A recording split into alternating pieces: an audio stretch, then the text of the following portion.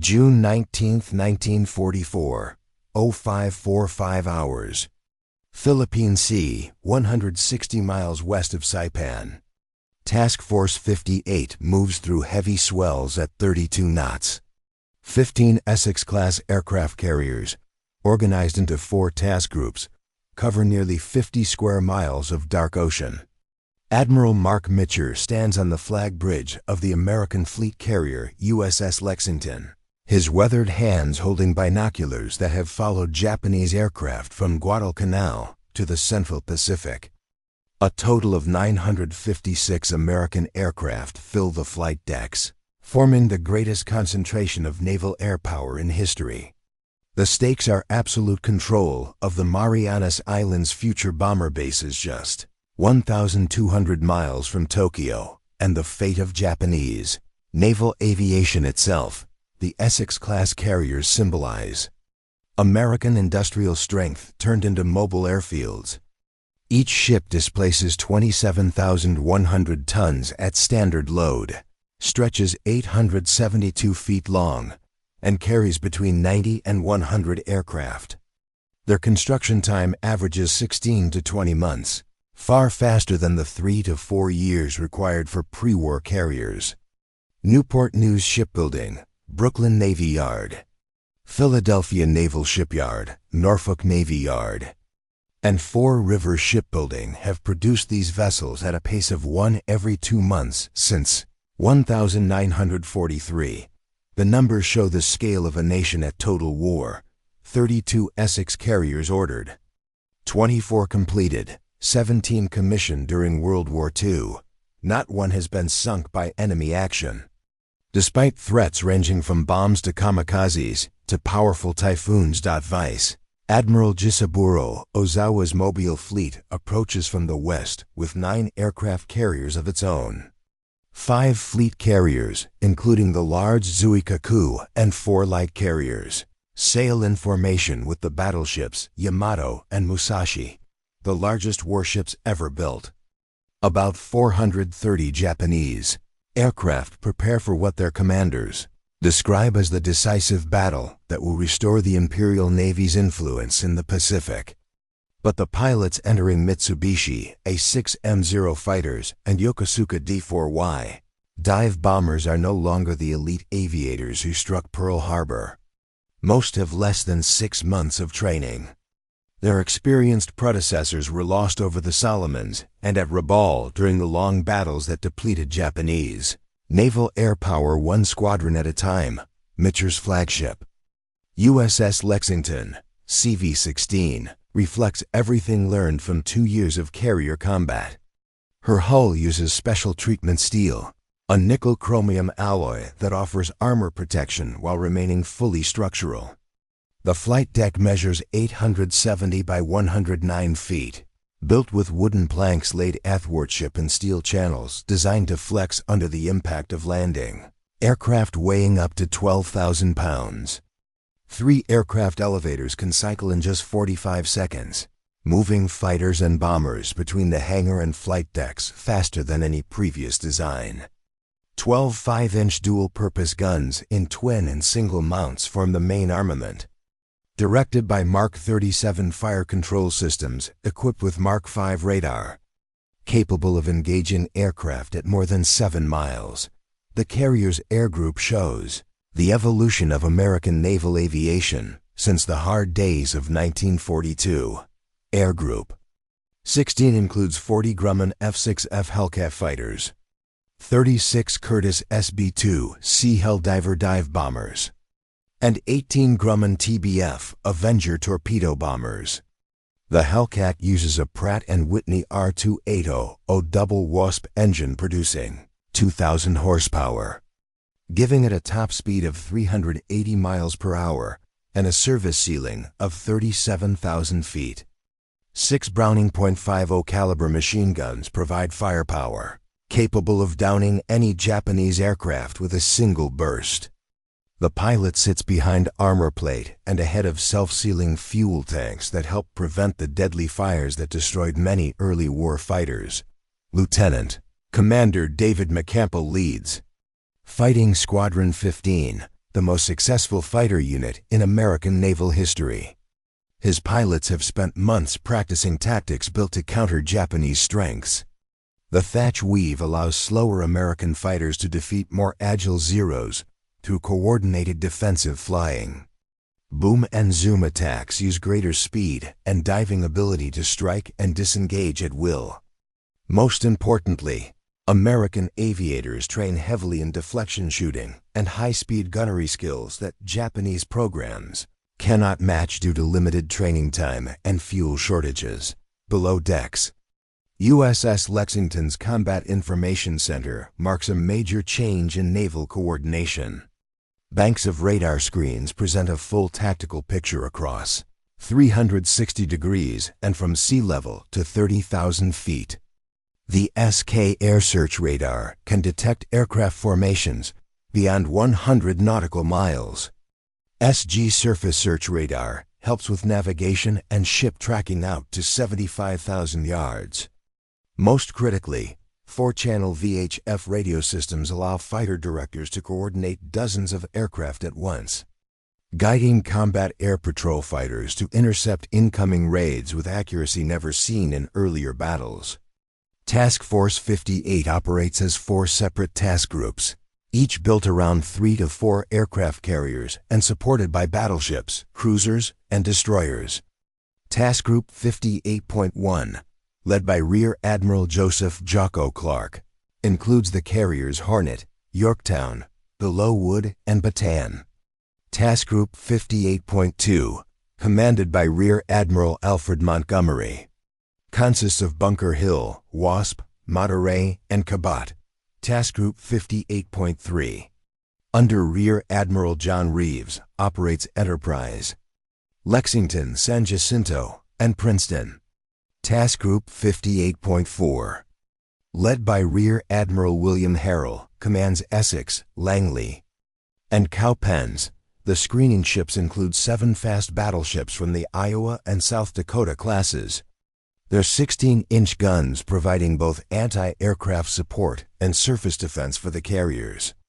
The formation tactics designed by Mitcher and his staff maximize offensive reach and defensive coordination. During daylight, when the risk of air attack is highest, the task groups operate in Formation 5V Baker, with carriers arranged in a loose circle and screening vessels positioned 6,000 to 9,000 yards out. The combined anti-aircraft fire of the entire task group forms a protective barrier that has proven extremely difficult for Japanese aircraft to penetrate. At night or in low visibility, Formation 5 Victor, NAN places the carriers closer together for better mutual defense while maintaining anti-submarine coverage. Japanese intelligence has repeatedly underestimated American carrier power and capability. Admiral Soimu Toyoda, Commander-in-Chief of the Combined Fleet, believes he faces only 7 or 8 American carriers with inexperienced air groups. In reality, Task Force 58 fields 15 fleet carriers, plus 8 light carriers of the Independence class, carrying nearly 1,000 aircraft flown by pilots who average over 400 training hours. American pilot production has reached 800 new aviators each month. Compared to Japan's peak output of around 100, the numbers of attrition overwhelmingly favor the United States. Yet Japanese commanders continue planning based on optimistic assumptions about their own strength and overly negative assessments of American capability. Admiral Ozawa's battle plan relies on combining carrier aircraft with land-based planes from Guam, Rota, and Tinian. Operation Ego calls for coordinated attacks by roughly 750 aircraft against the American invasion fleet supporting the Saipan landings. Japanese planners expect their longer-range aircraft to strike American carriers while staying outside the effective reach of U.S. planes. The Mitsubishi A6M Zero still has better range than the F-6F Hellcat, and Japanese doctrine stresses using this advantage with hit-and-run tactics that avoid prolonged combat with heavily armed American formations. However, Task Force 58's preliminary strikes have already undermined the foundation of Japanese strategy. Air attacks on June 11th and 12th against the Marianas airfields destroyed most of the land-based aircraft intended to support Ozawa's carriers. Strikes on Saipan, Tinian, and Guam eliminated about 300 Japanese aircraft, both on the ground and in the air, leaving Ozawa with only his carrier-based planes to conduct an operation originally designed for nearly twice as many. American pilots reported very little aerial resistance and extensive damage to runways, hangars, and fuel storage areas. The island bases expected to serve as unsinkable aircraft carriers had been neutralized. Before the main battle even started, the technological gap between American and Japanese aircraft has widened sharply since 1942. The F-6F Hellcat reflects lessons learned from captured Zero fighters studied at Wright Field, as well as combat reports from pilots who survived early encounters with Japanese aircraft. The Hellcat sacrifices some maneuverability in exchange for greater speed, firepower, and structural durability. Its 6.50 caliber machine guns fire armor-piercing incendiary rounds capable of destroying Japanese aircraft with a brief burst. The Pratt & Whitney R2800 engine delivers reliable performance at high altitudes where Japanese radial engines lose efficiency. Most importantly, the Hellcat can outdive any Japanese fighter and remain stable at speeds that would cause a Zero to break apart. The Curtiss SB-2C Helldiver dive bomber represents the shift in American attack aircraft toward heavier and more capable designs. Despite early development problems and its unpopularity among pilots who called it son of a second class, the Helldiver carries a 1,000-pound internal bomb load along with external ordnance on wing pylons. Its Wright R2600 twin cyclone engine provides a cruising speed only 2 miles per hour slower than the F-6F Hellcat, making it nearly as fast as the fighters that accompany it on strike missions. The internal bomb bay reduces drag and enables accurate attacks from steep dives that Japanese aircraft cannot effectively counter. Grumman TBF Avenger torpedo bombers have also changed significantly from their original torpedo attack role. The poor performance of American torpedoes in the early war forced the Avenger to be adapted for level bombing, reconnaissance, and specialized missions requiring a radar operator. Its 3-man crew pilot, bombardier navigator, and radio operator gunner can coordinate with ship-based fighter directors to supply real-time intelligence on enemy movements. Some Avengers carry SV radar for surface search and navigation, making them especially valuable during long-range operations and aircraft recovery in adverse weather. At 0600 hours, radar operators aboard several ships in Task Force 58 detect the first Japanese reconnaissance aircraft approaching from the west. The contacts appear as small blips on SK radar screens at distances over 100 miles, giving American commanders nearly 30 minutes of warning before the scouts can visually sight the fleet. Fighter directors in the combat information centers quickly vector F-6F Hellcats from the standing combat air patrol to intercept the Japanese aircraft before they can report accurate positions and courses. This interception highlights the strength of American fighter direction methods refined over 18 months of Pacific warfare. Lieutenant Commander Charles Brewer leads a 4-plane division of Hellcats from USS using radar guidance and radio instructions from Fighter Direction Officer Lieutenant Robert Winston aboard USS Lexington. The fighters climbed to 25,000 feet and placed themselves between the Japanese scouts and Task Force 58, using superior altitude and sun positioning to gain the advantage. 2 Nakajima C-6N reconnaissance planes are shot down before sending contact reports, while a third escapes damaged and trailing fuel. Japanese Admiral Ozawa now moves toward battle based on incomplete information and optimistic assumptions about American vulnerabilities. His mobile fleet includes fleet carriers Zuikaku, Shikaku, and Taihu of Carrier Division 1, along with light carriers Kitos, Chiyoda, and Zuihu of Carrier Division 3. Carrier Division 2 consists of the fleet carriers Junyu and Hayo, plus the light carrier Rear. Together, the 9 carriers carry about 430 aircraft. Though the overall quality of pilots in planes has declined sharply since the elite units of the early Pacific War, most Japanese aviators have fewer than 6 months of flight training, far less than the 12 to 18 months given to American pilots. Fuel shortages have restricted flying time to the minimum, leaving many pilots unfamiliar with complex tactics such as coordinated attacks and defensive formations. Japanese aircraft also suffer from material shortages that affect performance and durability. Zero fighters lack self-sealing fuel tanks and armor protection, features standard on American planes. The Yokosuka D-4Y Judy dive bomber is fast but fragile and prone to burning when hit by even light anti-aircraft fire. 69 aircraft depart from the 3 carriers of Carrier Division 3. The group includes 45 fighters, 16 Judy dive bombers, and 8 Nakajima B-6N JIL torpedo bombers.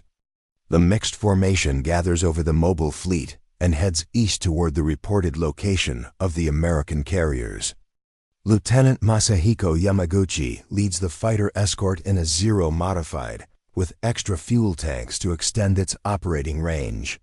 His pilots are among the most experienced in the mobile fleet, veterans of operations over Rabaul and the Solomons, and they understand the strength of American fighter defenses. Task Force 58's radar network detects the incoming formation as soon as it crosses the 100-mile range ring. Plotting boards and combat information centers across the task force display the raid's course, speed, and estimated composition, using radar returns supported by early warnings from submarines and patrol aircraft. Admiral Mitcher, advised by his operations officer Commander William Bill Wilhelm and fighter direction specialist Commander John Thatch, chooses to counter the attack with overwhelming force rather than the limited combat air patrol used. Effectively in earlier engagements, the American response reflects the tactical system that Mitcher and his staff developed for large carrier formations. Instead of each task group defending on its own, fighter direction coordinates all available aircraft across the entire task force. At 0800 hours, 220 F-6F Hellcats launched from 15 carriers, forming the largest fighter group ever assembled for defensive operations. The Hellcats climbed to altitudes between 15,000 and 30,000 feet, creating layered defenses that force Japanese aircraft to fight through multiple intercept lines. Lieutenant Commander Brewer leads the first interception at 0836 hours, engaging the Japanese force 55 miles west of Task Force 58. His division of 4 Hellcats dives from 28,000 feet onto the Japanese fighters, achieving surprise and destroying 3 Zeros in the opening attack. The battle spreads across 20 miles of sky as more American fighters enter the fight, using superior speed and firepower to break up the Japanese formation before it can approach the carriers. Radio coordination enables several American divisions to attack at once while avoiding mid-air collisions and friendly fire incidents that had occurred in earlier battles. Technical advantages of American aircraft show within minutes. F-6F Hellcats consistently outmatch the Zero in head-on engagements, using stronger construction and heavier weapons to shoot down Japanese planes while withstanding hits from lighter enemy fire. The Hellcat's 6.50 caliber machine guns fire about 4,800 rounds per minute, creating a concentrated stream of fire that no Japanese aircraft can endure. Zeros, armed with 2 20mm cannon and 2 7.7mm machine guns, lacked the firepower to quickly damage the more durable American fighters. Japanese dive bombers and torpedo bombers experience severe losses when intercepted without strong fighter cover. The WWII dive bomber is especially vulnerable. Its high-performance design trades defensive strength and protection for speed and maneuverability. Several WWIIs explode in mid-air when struck by armor-piercing incendiary rounds, their fuel systems lacking the self-sealing features that allow American aircraft to remain operational after similar damage. The few Japanese aircraft that survive the fighter attacks encounter increasing anti-aircraft fire as they near Task Force 58. The combined defensive firepower of an Essex-class task group forms a protective barrier unmatched by any previous naval formation. Each carrier is equipped with 12 5-inch dual-purpose guns capable of firing proximity-fused shells that detonate near enemy aircraft rather than requiring direct hits. The surrounding battleships, cruisers, and destroyers add hundreds more weapons ranging from 5-inch mounts to 20mm guns. Radar-guided fire control systems allow accurate targeting of aircraft flying at speeds and altitudes that would have been nearly impossible to engage just 2 years earlier. Admiral Mitcher observed the unfolding air battle from the USS Lexington's flag bridge, receiving steady updates from fighter direction officers while maintaining radio communication with task group leaders. Inside the Combat Information Center, the tactical display reflects the steady destruction of the first Japanese attack wave, with radar contacts disappearing as aircraft are shot down or forced away from their objectives. By 0910 hours, only 27 of the original 69 Japanese aircraft remain functional. The survivors are scattered, low on fuel, and unable to coordinate any meaningful strike on the American carriers. The lopsided nature of the engagement quickly changes the tone of American pilot radio calls. Lieutenant Alexander Vrochu, flying from USS Lexington, shoots down 6 Japanese dive bombers in under 8 minutes and reports his results to the carrier with contained excitement. Other pilots describe similar outcomes, with entire Japanese formations destroyed by single divisions of American fighters. The phrase that will later define the battle comes from Commander Paul WWII aboard USS Lexington, who watches the destruction of Japanese aircraft and remarks over the radio, "Hell, this is like an old-time turkey shoot back home." Admiral Ozawa sends out his second attack wave at 0900 hours, unaware that the first strike has been nearly wiped out.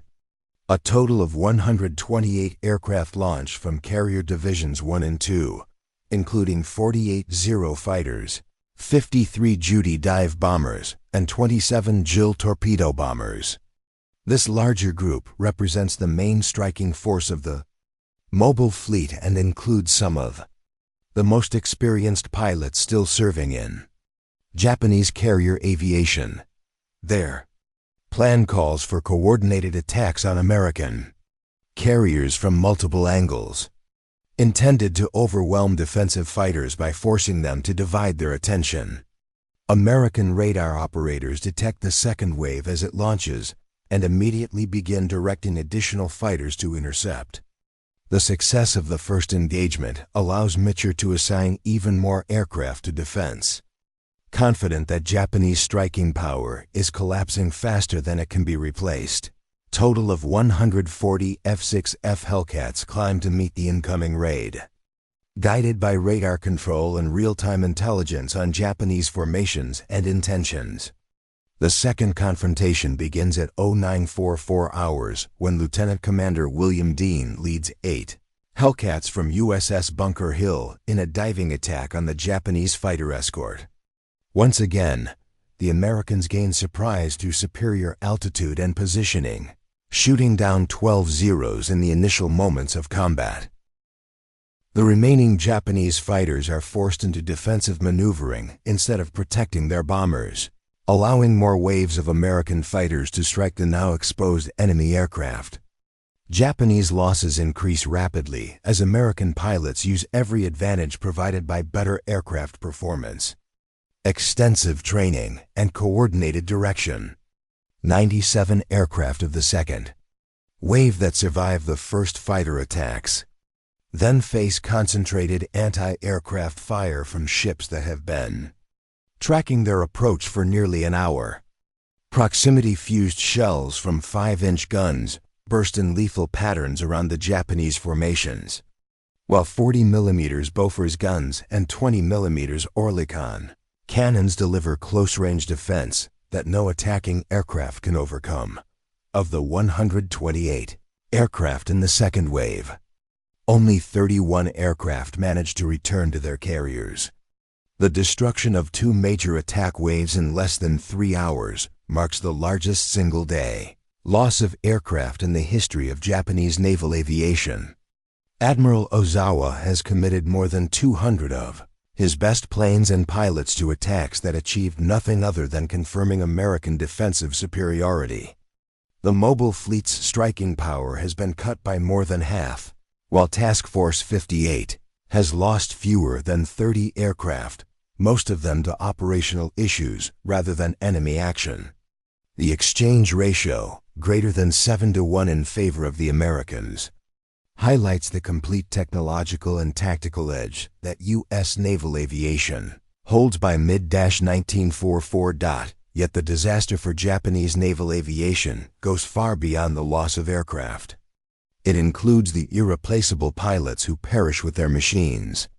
Each trained Japanese aviator represents years of instruction that cannot be replaced quickly during wartime. Flying schools in Japan are graduating pilots with minimal flight hours and limited tactical experience, pushed through shortened programs that focus on basic flying skills rather than combat training. The veterans lost over the Philippine Sea include section leaders, squadron commanders, and instructors individuals, whose knowledge cannot be duplicated by new graduates from rushed training.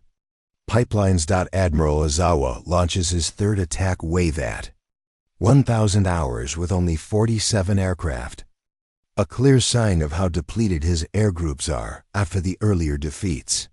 This smaller formation includes 15 fighters, 25 Judy dive bombers, and 7 Jill torpedo bombers drawn from all 3 carrier divisions. Many of the pilots are flying their first combat mission, given brief instructions about American defenses that surpass anything they have previously encountered. The psychological weight of watching 2 earlier waves vanish into the American defenses hangs heavily on the aviators, many of whom know they are unlikely to return. American fighter directors detect the third wave and direct 40 F-6F Hellcats to intercept it while it remains 60 miles from Task Force 58. The reduced number of American fighters reflects deep confidence in their ability to defeat any Japanese force, regardless of size, strengthened by the knowledge that anti-aircraft guns will destroy any bombers that slip past the fighter screen. The interception begins at 10:30 hours when Commander David McCampbell leads Fighting Squadron 15 in a coordinated strike that downs 7 Japanese aircraft in the opening moments. The few Japanese bombers that survive continue toward Task Force 58 in isolated attempts, rather than coordinated attacks. 3 Judy dive bombers reach the outer ring of destroyers and cruisers, only to be shot down by concentrated anti-aircraft fire before selecting targets. 1 Jill torpedo bomber comes within 5 miles of USS Lexington before being destroyed by proximity-fused rounds fired from the carrier's 5-inch guns. Of the 47 aircraft launched in the third wave, only 7 return, and most are too damaged for immediate use. The systematic destruction of these attack waves enables Task Force 58 to maintain its main mission supporting the landings on Saipan while simultaneously eliminating the mobile fleet's offensive capability. Unlike earlier carrier battles, where American forces had to choose between attacking and defending, the combined firepower of 15 carriers provides enough aircraft to perform both roles at once. Strike groups continue hitting Japanese positions on Saipan and Tinian, while combat air patrols destroy incoming raids with minimal effort. Admiral Ozawa's fourth and final attack wave launches at 11:30 hours with only 82 aircraft, the last reserve of his striking force. The group includes 27 fighters, 30 Judy dive bombers, and 25 JIL torpedo bombers. Many pilots have been pulled from training units or maintenance sections to replace the experienced crews lost earlier. The plan calls for refueling and rearming at airfields on Guam and Rota before attacking American forces. But these fields have already been neutralized by strikes from Task Force 58. American radar tracks the fourth wave as it approaches Guam, and fighter directors immediately see an opportunity to destroy the aircraft while they are most vulnerable during landing operations. 27 F-6F Hellcats from USS Cowpens and USS Monterey intercept the Japanese formation over the airfield, attacking during the landing pattern when enemy fighters cannot maneuver well.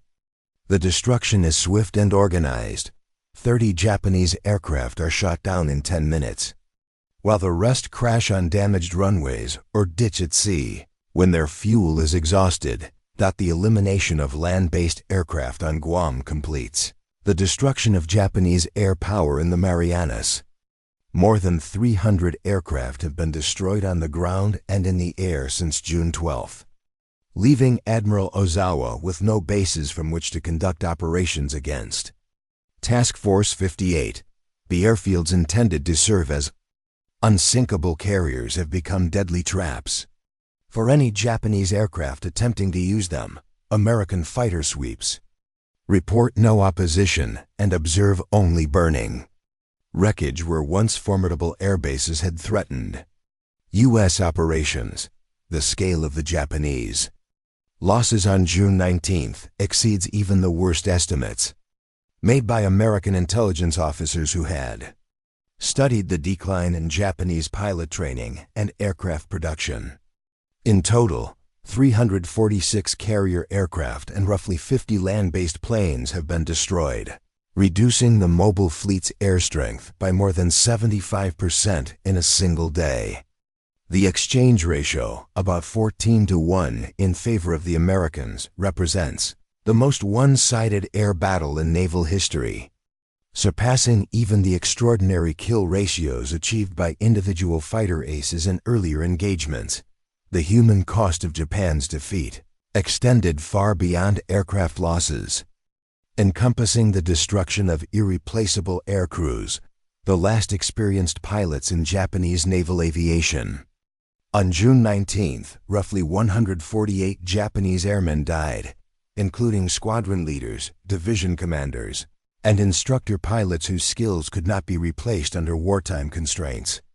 Torpedo bomber crews suffered a 49% casualty rate, dive bomber units lost 39%, and fighter squadrons saw 20% of pilots killed. By contrast, American losses during the Great Marianas Turkey Shoot totaled just 29 aircraft. Most lost to friendly anti-aircraft fire in the chaos of mass air battles rather than effective Japanese defense. Survival among American air crews exceeded 95%, with most downed pilots rescued by destroyers and submarines assigned specifically to search and rescue missions. This stark contrast reflects not only superior aircraft and training, but also the comprehensive support systems that allowed U.S. forces to operate far from home bases, while Task Force 58 celebrated its defensive victory. Admiral Mitcher and his staff planned an offensive to finish destroying the mobile fleet. Late on June 19th, reconnaissance planes from USS Enterprise located the Japanese carriers, steaming northwest at high speed to escape American aircraft range. The target was at the extreme edge of operational range, requiring a launch at 16:24 hours that forced pilots to return in darkness with minimal fuel reserves. This late afternoon strike became one of the most controversial command decisions of the Pacific, War. Admiral Raymond Spruance, commanding the Fifth Fleet, had explicitly ordered Mitchell to protect the amphibious forces at Saipan rather than pursue the Japanese fleet into open waters. Yet the opportunity to destroy the remaining carriers might not come again. Mitchell chose to risk aircraft and pilots in a full-scale strike against the fleeing Japanese ships between 1624 and 1640 hours. 216 aircraft launched from Task Force 58 carriers, including 85 F-6F Hellcats, 77 SB-2C Helldivers, and 54 TBF Avengers. The strike represented the largest single attack in American carrier aviation, surpassing even the famous raids on Truk and Rabaul earlier in 1944. Lieutenant Commander James Minnie led the formation, racing against time and fuel limits. Many aircraft faced the real possibility of being unable to return. Regardless of the battle's outcome, the American strike located the mobile fleet at 1840 hours, scattered across 20 miles of ocean. Japanese commanders attempted evasive maneuvers, changing course and speed, while the carrier Hio burned from earlier submarine damage. Suikaku and Juno maneuvered frantically to avoid diving Helldivers appearing from high altitude with little warning. The attack lasted only 12 minutes but resulted in the sinking of Hio and severe damage to Suikaku, effectively ending the mobile fleet's operational capability. The final tally showed 80 American aircraft lost, most due to fuel exhaustion or night landing accidents rather than enemy action. Of approximately 160 air crews involved, only 38 were killed or missing. The remainder rescued by Task Force 58's extensive search and rescue network. Admiral Ozawa's mobile fleet withdrew toward Japan with 3 carriers sunk, 2 heavily damaged, and air groups reduced to fewer than 100 operational aircraft. This defeat marked the end of Japanese carrier aviation as an offensive force, eliminating the last chance for a decisive naval victory that could have forced America to negotiate rather than demand unconditional surrender. Japan could not replace the lost pilots or aircraft under the mounting pressure of American strategic bombing and submarine attacks on industry and supply lines.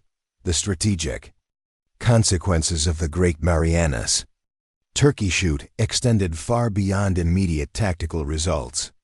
American control of the Marianas provided bases for Boeing B-29 Superfortress bombers to strike the Japanese home islands, beginning systematic destruction of industry and cities. The destruction of Japanese naval aviation removed the final major obstacle to American amphibious operations across the Western Pacific, enabling rapid advances toward the Philippines and ultimately Japan itself. Task Force 58's victory demonstrated the effectiveness of mass carrier operations coordinated through radar and radio, providing unprecedented tactical control over large-scale air battles. The 15 Essex-class carriers and their support vessels represented the peak of American naval aviation, combining superior technology with industrial production and pilot training programs. Japan could not match the ability to operate 9-6 aircraft from each carrier while maintaining defensive formations and coordinated offensive strikes. Established tactical doctrines that would influence naval aviation for decades. The technological advantages that enabled American victory were the result of research and development investments that began before Pearl Harbor and accelerated throughout the war. Proximity-fused anti-aircraft shells dramatically improved defensive fire compared to time-fused rounds, which required precise range calculation. Radar-controlled fire systems allowed accurate engagement of aircraft at speeds and altitudes previously impossible with optical directors. Most importantly, integrating radar detection, radio communication, and fighter direction created a defensive network capable of coordinating hundreds of aircraft with a precision unseen in earlier battles. The industrial achievement represented by the Essex-class. Carriers equals the tactical victory in historical importance.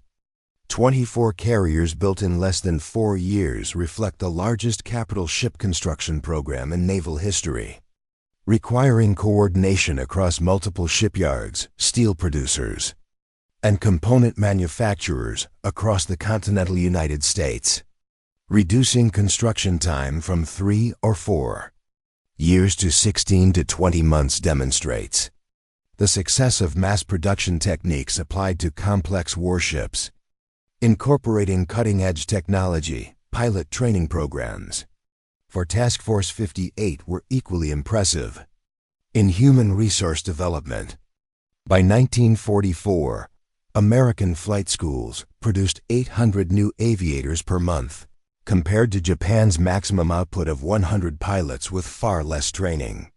The quality gap between American and Japanese pilots widened over the course of the war, as fuel shortages and combat losses diminished the effectiveness of Japanese programs, while American schools expanded and improved curricula based on combat reports. Admiral Mitcher's tactical innovations in carrier operations established principles still relevant to modern naval warfare. Centralizing multiple carrier air groups under coordinated control enabled synchronized strikes and defensive operations beyond the capabilities of individual ships acting independently. Integrating radar detection, fighter direction, and radio communication created a system capable of engaging multiple threats simultaneously while maintaining offensive potential. Crucially, emphasizing pilot skill and aircraft quality over sheer numbers demonstrated that technological and human advantages could overcome disparities in force strength. The defeat of Japanese naval aviation at the Battle of the Philippine Sea marked a shift from a conflict between roughly equal opponents to a systematic campaign against an enemy unable to replace its losses. The numerical outcome: 346 Japanese aircraft destroyed versus 29. American losses reflected industrial and technological superiority that Japan could not counter through tactical innovation or strategic planning. In the following 18 months, Japan increasingly resorted to defensive operations and kamikaze attacks that sacrificed pilots and aircraft with minimal effect. The Essex-class carriers continued operations through 1944 and into 1945, supporting amphibious landings from Leyte to Okinawa and conducting strategic bombing raids against Japan. The class proved highly adaptable to changing mission requirements, transitioning from fleet actions against Japanese carriers to close air support and strategic bombing of industrial targets. Their versatility, performing roles from air superiority to interdiction to reconnaissance, highlighted the value of multi-mission capability in naval aviation platforms. The human dimension of victory extended beyond the air crews to include thousands of sailors, engineers, and support personnel who maintained complex systems that allowed Task Force 58 to operate efficiently thousands of miles from American bases, supporting nearly 100,000 personnel and 1,000 aircraft in continuous operations. Represented a revolution in naval logistics. Mobile service squadrons supplied fuel, ammunition, replacement aircraft, and spare parts through underway replenishment, enabling the task force to remain operational for months without returning to major bases. June 19, 1944. Established American naval aviation as the dominant force in the Pacific while eliminating Japanese carrier aviation as a strategic threat. The Great Marianas Turkey Shoot demonstrated how superior technology, training, and industrial capacity, combined with tactical innovation, could achieve decisive results. Task Force 58's 15, Essex-class carriers were not just individual ships but a unified weapon system transforming naval warfare through American industrial might and technological advantage.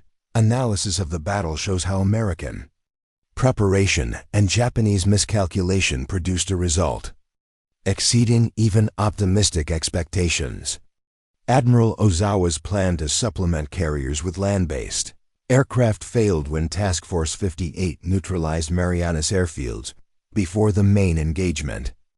Japanese pilot quality had deteriorated, and even experienced leaders could not effectively coordinate attacks against American defenses. The technological gap between American and Japanese aircraft had widened so much that individual combat was a mismatch rather than a contest between skilled opponents. The victory established the framework for American naval operations in the final phase of the Pacific War, proving that mass carrier operations could achieve strategic objectives while maintaining tactical flexibility and operational security. Lessons from the Marianas Turkey Shoot shaped planning for future operations against heavily defended Japanese positions, confirming that overwhelming force applied with precision could minimize American casualties while maximizing enemy losses.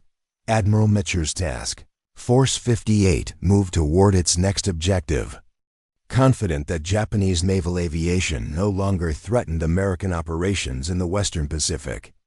The Essex-class carriers had proven themselves as the ultimate expression of American naval power, able to project force across vast distances while defending against any opposition. The massive carrier strike that decimated Japanese air power in a single day represented the culmination of American naval development and the foundation for victory in the Pacific. The mathematical precision of American victory on June 19, 1944 to 956. American aircraft destroying over 400 Japanese planes at a cost of only 29 losses demonstrates the full extent of technological, tactical, and operational superiority achieved through advanced training, superior aircraft, and innovative methods. The Battle of the Marianas, often called the Turkey Shoot, signals the collapse of Japanese naval aviation as an offensive power and establishes American naval dominance, a position that will continue through the remainder of the Pacific War and beyond.